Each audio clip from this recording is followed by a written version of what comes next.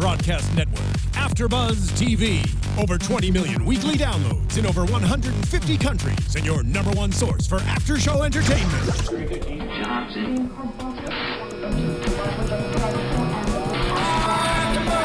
AFTERBUZZ TV, the destination for TV superfans, producing after shows for over 300 of your favorite TV shows, interviewing celebrities and showrunners, and bringing you behind-the-scenes exclusives. All thanks to E! Entertainment's Miriam, producer Kevin Undergaro, and internet leader Akamai.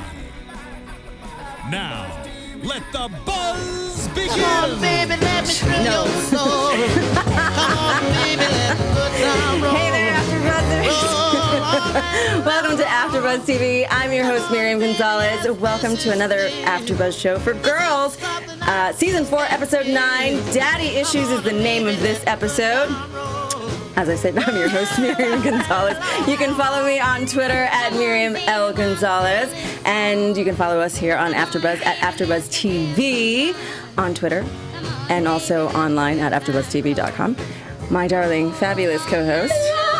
Hey guys, it's your girl, Spicy Marnie, keeping it hot and sizzling on HBO Girls with you. You guys can play with my Twitter at spicy_Marnie or stroke my Instagram at spicy_Marnie, SPICY_MARI. You're so nasty. Yes, I am. That's what he said.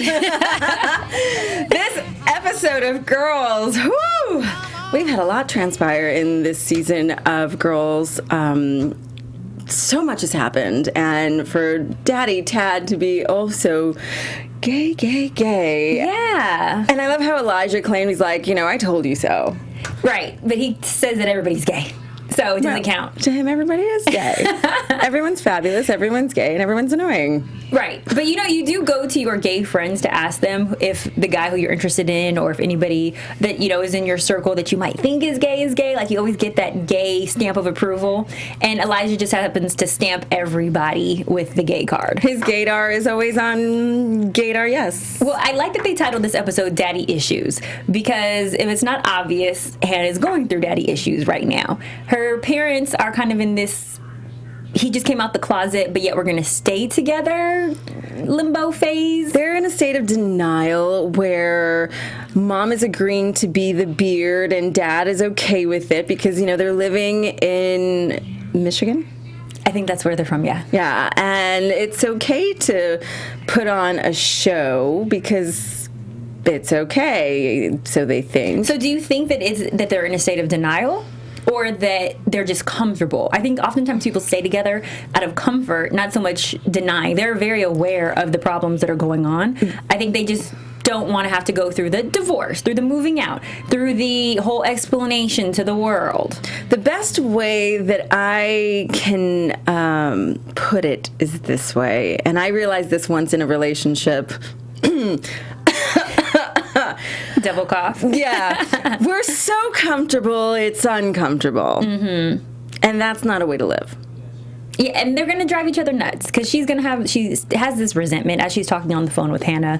And you stole the words right out of my mouth. Resentment. That's exactly what it is. And he's going to have that as well if he's not free to be able to be open and explore his sexuality the way that he wants to. Oh, no, he needs to be fabulous and, twirling on Christopher Street.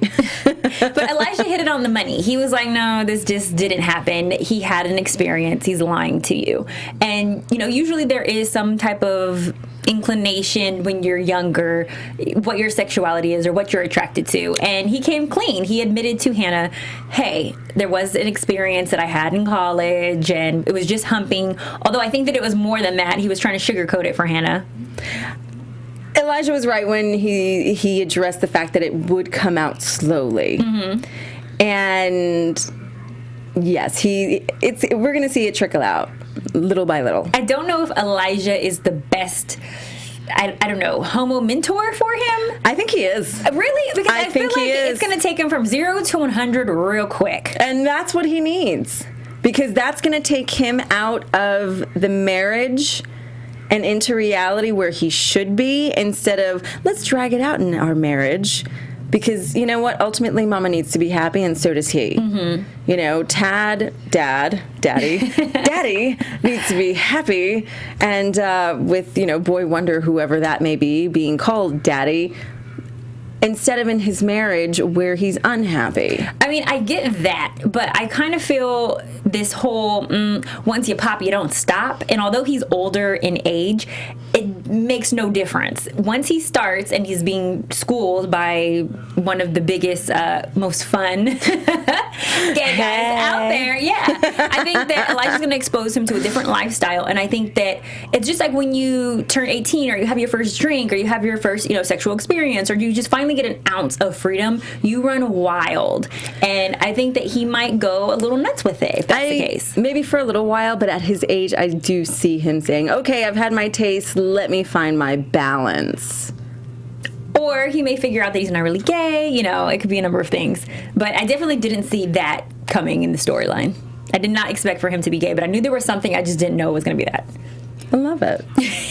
Throw a wrench in the whole deal. But I agree with you, though, that Hannah's mom needs an opportunity to move on so that she can find love. Absolutely. And someone, you know, that can tickle her fancy. Why not be with her friend from, you know, last episode? Oh, yes. He can do her proper. Ben, thank you, girl. You know I'm all about being done proper. I brought it to you first. We're going to keep that going. There you go. Miriam introduced us to the getting done proper. Mama needs to be done proper. Hannah's mom was obviously in a two-timing situation, so I don't necessarily condone having relationships outside of your marriage, but what it does show is that she still has fire, she's still sexual, she still needs love, she still needs attention. So if the guy who she was having an affair with can't provide that for her, I think that she should at least have the opportunity to have the freedom to move on into another relationship. You know, what I think is interesting in this whole situation, for the first time, Hannah is the only one who gets it. Who is the one who, I mean, am I wrong here? She's the adult in the situation because she has had more experience in this department. And the only time where she, of course, goes back to being the childish girl that she is when Dad is like, okay, take out your wallet. Okay, yes, so she's not responsible with money and she is going to expect you to pay. But she has had experience in this situation. Yes, she has slept with a gay man. Yes, she does deal with these kinds of situations because she is younger and it is more natural and normal to be around, okay, so you're gay. You want to order the tuna tartare? Yeah. You want to share the fried Oreos with me? Let's move on to the next topic. So for her to speak with her parents, you know, with her mom about it, so candidly, like, okay, so what are you going to do now? And her mom's like, we're going to stay together. It's like, whoa, no, that's not an option. That's not a good idea. For her to be the more level-headed adult. That's a more appropriate description because I would not call her an adult. By any means, I would never describe Hannah as an adult. But that's the thing. She's the more level-headed, more grounded person in this situation is mind-blowing. It was like, in Girls, this is happening? Is this happening right now? It was only for a slight second because you fast forward to Hannah, once again substituting at her school, wanting to share this with, what's the little girl's name that she's friends with? Cleo. Yeah. And she's upset with her that she's like all over Instagram and on these hot dates and not hitting her back from her text messages. And she feels like she's being neglected from her childhood friendship with this little girl. And look at what she did to her when she got her tongue pierced. Well, that's really why she's avoiding her. Of course, that was a dick move. Right. And so she needs to just be straight up and be like, look, I'm not fooling with you like that anymore. You know, jump ship. You didn't prove your loyalty, and you're freaking twice my age. You're not my friend. But she just pulled into the principal's office, and she's really like oblivious to the fact that she should not be friends with this youth. Child. Yes. Adult child. Right. And mind you, once again, I'm not going to call Hannah an adult. Your age does not make you an adult. No. But her immaturity is just like mind-blowing to me, the fact that she doesn't understand why she can't have this inappropriate relationship with this young girl. And then she gets busted by, you know, a colleague. And then, but even then, the younger girl is saying to her, like, get over it. You know, my homeboy or my boyfriend, whatever, has 4 dads. Like, it's becoming more and more common. So, you know, nobody wants to play you a little, violin, cry me a river, Hannah, get over it. That's pretty much what the girls' sentiments were. I think Hannah's run out of options as far as who she can talk to. Everyone's over dealing with her victimizing herself. Mm-hmm. And everybody has their own lives and stuff of what's going on. Even the child. Yes. Has her own, even the child has her own life. Everybody has a life. Nobody wants to deal with what Hannah's going through. No, but as I said, of the three, Hannah, Mom, and Dad, she is the more level-headed, and that was just mind-blowing to me. Shocking. Girls shocked me this episode. And it was nice to see because, here, Hannah has a concern for her mom as they're, having this conversation over the phone, and Mom is just having the breakdown in her bathrobe, smoking a cigarette. For all we know, she's probably chugging wine or vodka in a coffee cup, and just trying to wrap her head around the fact that husband is gay, we're going to stay together. And Hannah's like, let me call neighbor Janet, friend someone over. Let me call her over so you have someone to talk to.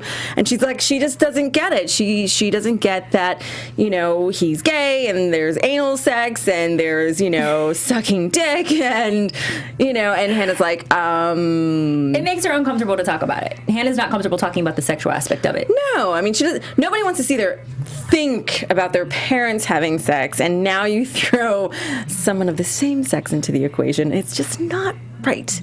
Just square peg, round hole. Not so much. Well, let's talk about who else is having sex. First of all, Jess is such a freak. I love her. I don't know whether that was a hot sex scene or like a awkward sex scene. It looked like it was like fun. It looked like kind of like in the beginning, like the bull ride is just warming up, and then all of a sudden it gets faster and faster, and now Jessa has lassoed her bull and is getting a good ride. But it looked weird. I guess I just think that he's weird. Ace is weird to me. They're both weird.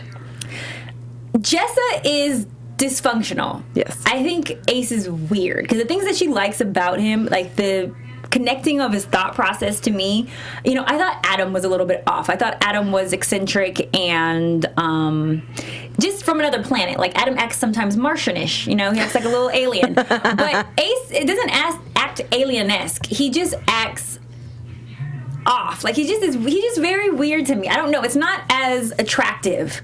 His weirdness is not as attractive as Adam's weirdness.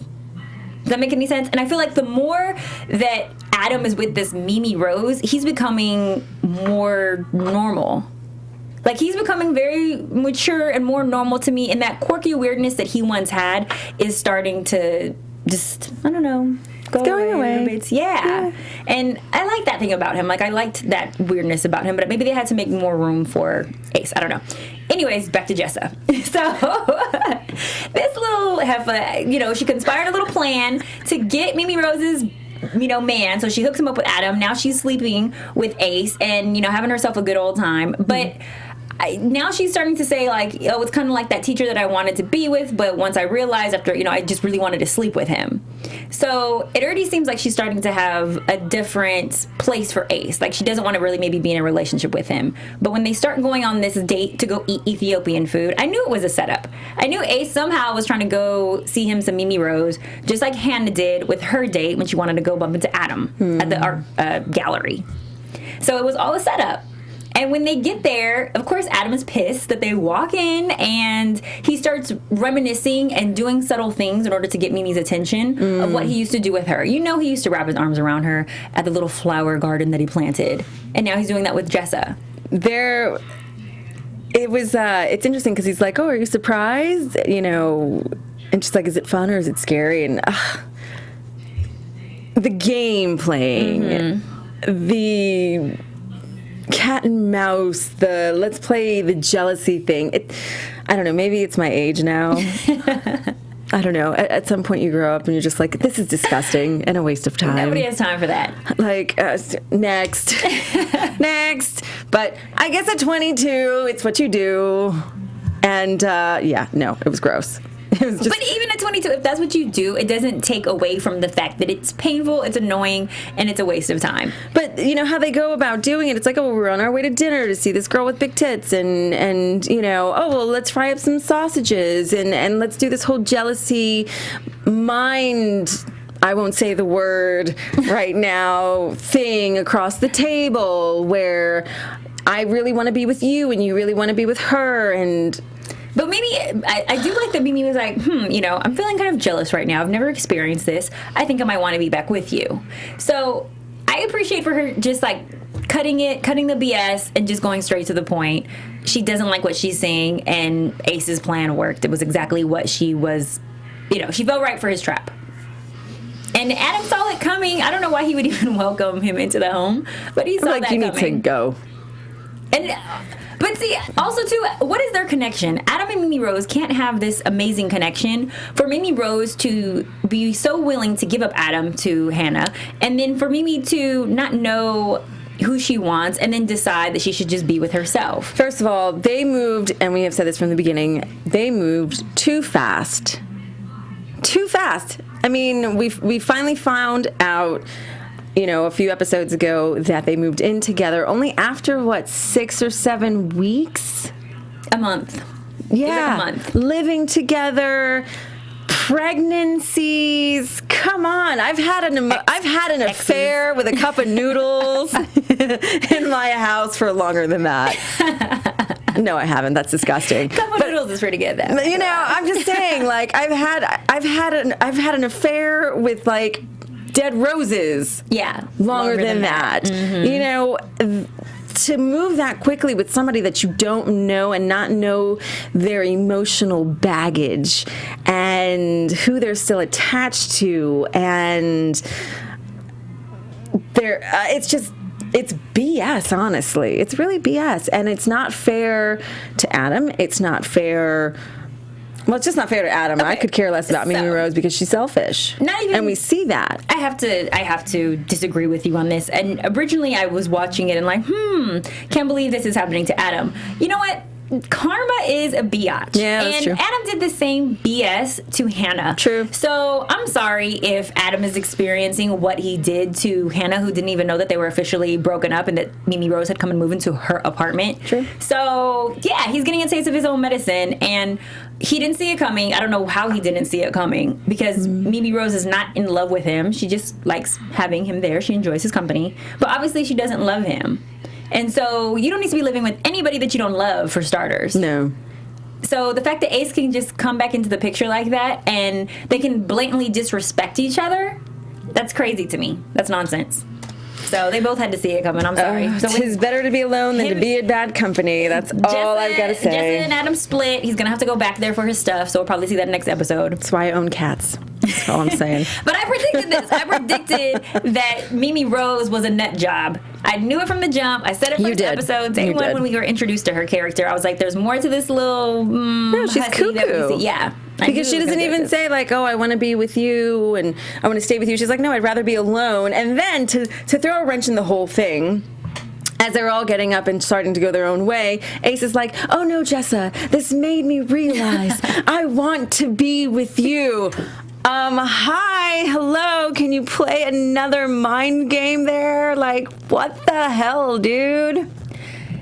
I don't feel bad for Jessa either, though. She set up her friend in order to get Ace. In the first place. Yeah. What kind of friend are you? You betrayed now Mimi Rose and Hannah? I don't know. I'm not fooling with Jessa. It used to be cute and adorable, her craziness and her, unthoughtfulness and absent-mindedness. Now it's just annoying. I'm sorry. Karma's a bitch. Yeah. They're all getting what they deserve at this point. Absolutely. Which is unfortunate. Speaking of getting what they deserve, so we see that Ray is now waiting for the ballots to come in, as he has... Happy birthday to you, Mr. President. That's Marilyn Monroe's, by the way, if you guys didn't know. Marilyn Monroe. Love Marilyn Monroe, but Marnie, not so much. No. She's another one who's lost her goddamn mind. So with that ice chip, and we are mean girls, okay? Yes, maybe I'm sorry, that ring is some bullshit. Okay? Maybe we've lived in the city of vanity for way too long. No, I mean I get it. If you can't afford a ring, like, I understand, just don't get one. But that looked like a Cracker Jack ring. If anything, get her like a little necklace, like a bracelet, something. But don't, no, I'm sorry, that ring was BS. And I feel like it was at some point. I'm gonna say this. Me personally, if I had the right man in front of me who loved me unconditionally, skip the diamond, give me a band. That's all I need. I'm all for that. I'm all for the commitment. Screw the rest. Yes. Screw the rest. But don't walk around with what she's walking around with.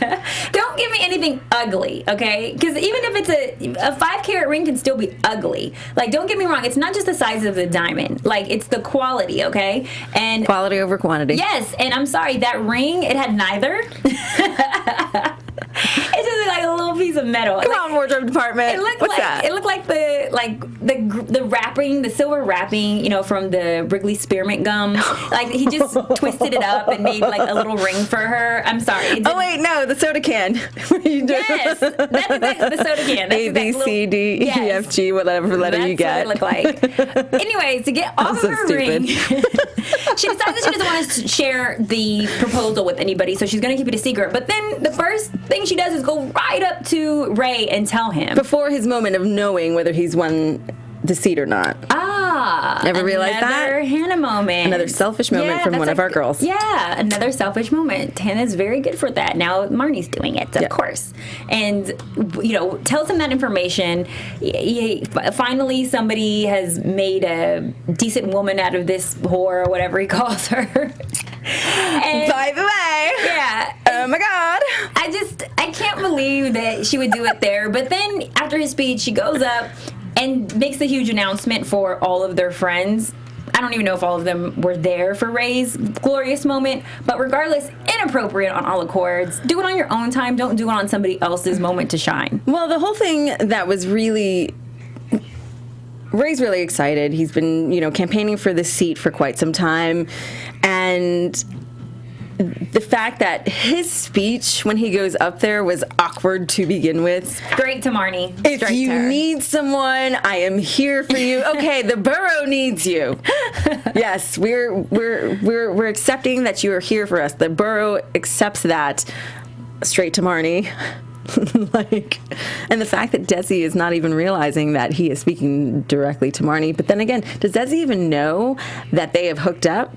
I'm sure he does. But Marnie doesn't talk about that kind of stuff because she's so involved in their own little It hasn't come up to us as viewers at home, this conversation. Yeah. So I'm sure if it does come out, it's going to be an issue. I mean, I'm sure Ray and her might hook back up or something at some point, especially since I don't foresee her having an amazing marriage with him or even them getting down the aisle. Don't marry, predictions for that one. Don't marry him, marry me. Right. Pinning against the wall. Exactly. All that kind of stuff.